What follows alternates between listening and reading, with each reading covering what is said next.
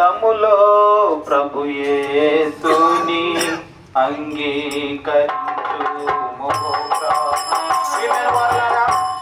కృపకాలములో యేసుక్రీస్తు ప్రభు వారిని అంగీకరించాలి. యేసు అంటే ఎవరండి? రక్షకుడు. తన ప్రజలను వారి పాపములను ఆయనే రక్షించును కనుక ఆయనకు యేసు అని పేరు పెట్టుదురు. రక్షకుడు. అసలు రక్షణ ఎలాగొస్తుందండి? మానవునికి రక్షణ కావాలి, రక్షణ అనుభవించాలి, రక్షణ పొందుకోవాలి.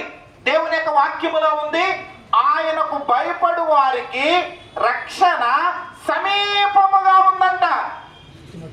దేవునికి భయపడాలి. దేవునికి భయపడు వారికి రక్షణ సమీపముగా ఉన్నది, దగ్గరగా ఉన్నది.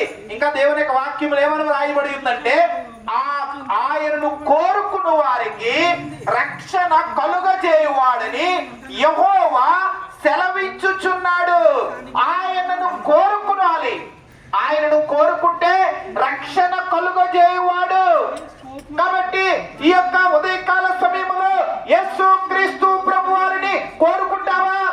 యేసుక్రీస్తు ప్రభువారిని, యేసుక్రీస్తు ప్రభువారి దేవుని యందు భయపడతావా?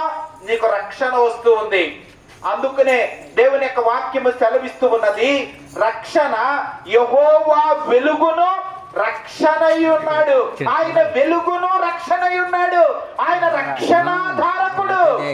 రక్షణాధారము కావాలి, రక్షణాధారము. ఆయన రక్షించే దేవుడు.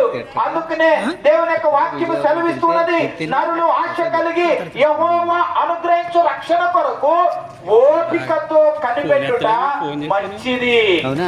రక్షణ దొరుకుతూ ఉంది.